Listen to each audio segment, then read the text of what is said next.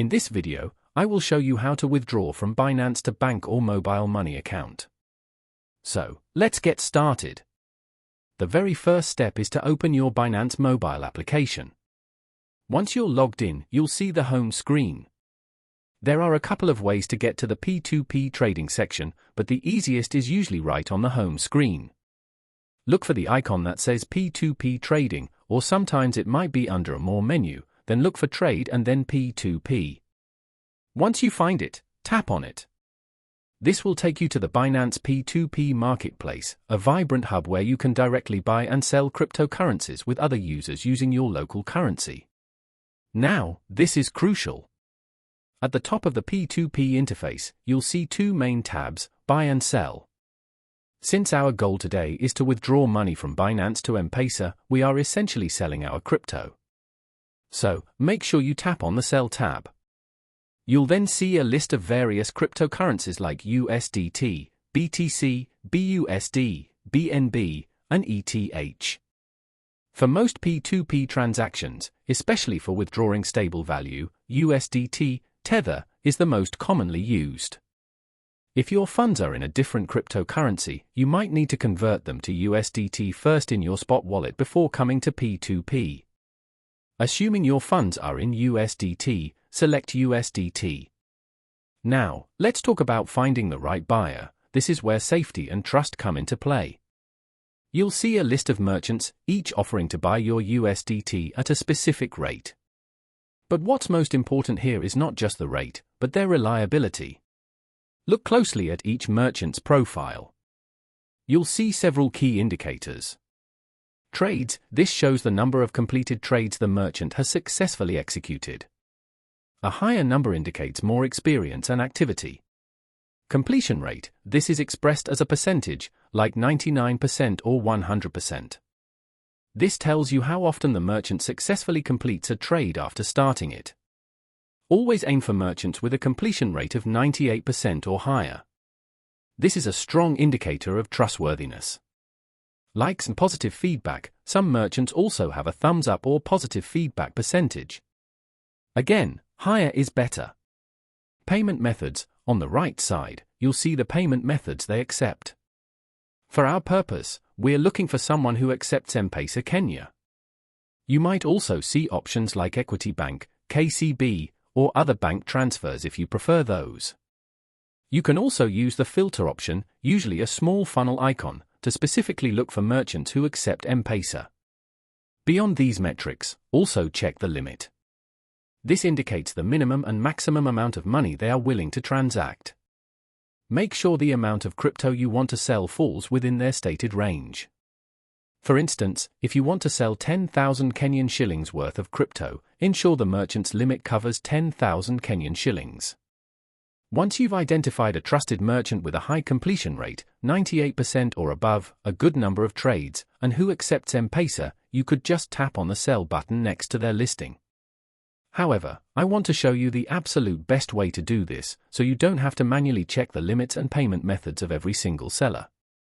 This is a pro tip that will save you a lot of time and frustration. Look at the top of the screen on the P2P page. You'll see a filter icon, which looks like a small funnel. Tap on that. This will open up a pop-up menu that allows you to refine your search.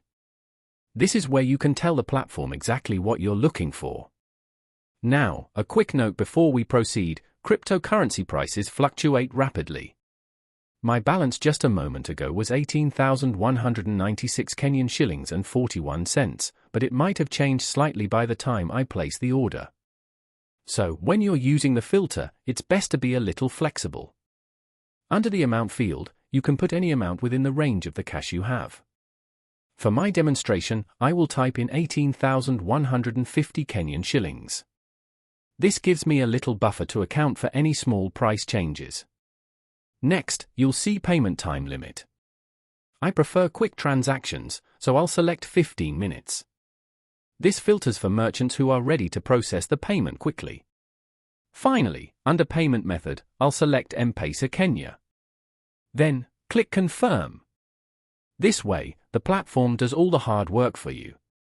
The list is now filtered to show only merchants who are online, have the funds in your desired range, and accept M-Pesa. It's so much easier. Now, you can just pick the best option from this pre-filtered list.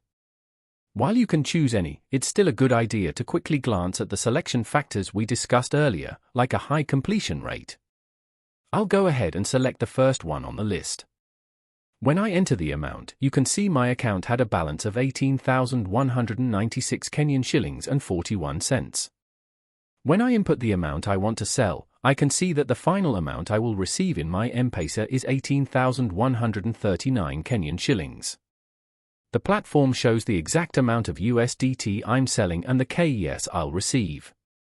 This small difference, in this case about 57 Kenyan shillings and 41 cents, is the transaction fee for this specific trade. It's a minimal cost, and it's already built into the exchange rate offered by the merchant. I'm okay with that, as it's a small price to pay for the security and convenience of the Binance P2P system. Once you're pleased with the details, tap on Place Order. Now, sometimes you might encounter an error message that says something like, "This ad is now offline, please choose another ad." Don't panic.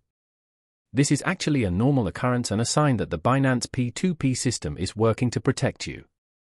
What likely happened is that another user placed an order for the same ad just before you did, or the merchant has temporarily gone offline because they have too many outstanding orders they need to fulfill. This is exactly why it's important to have a filtered list, because if this error occurs, all you have to do is go back, select the next merchant on your filtered list, and try again. It's a minor speed bump, and it's a good reminder of how fast-paced P2P trading can be. Once you've selected a new merchant, just review the details and tap Place Order again. Now, you'll be taken to the chat page for this specific order. This is a critical waiting period. The merchant now has a limited time to send the KES equivalent to your M-Pesa number. This is the most important rule of P2P trading: do not release your crypto until you have confirmed receiving the money in your M-Pesa account.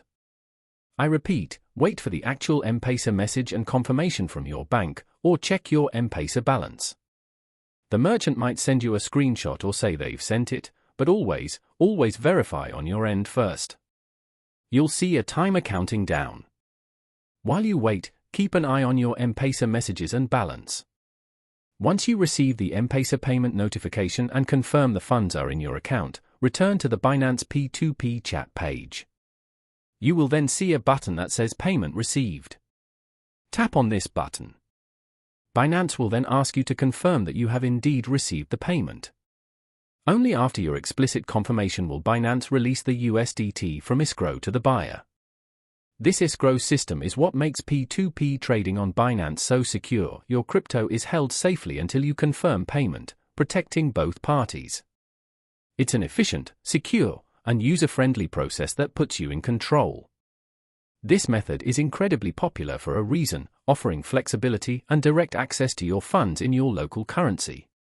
Remember to check out the videos on the left and right for more awesome content, and don't forget to ring the notification bell. I'll see you there.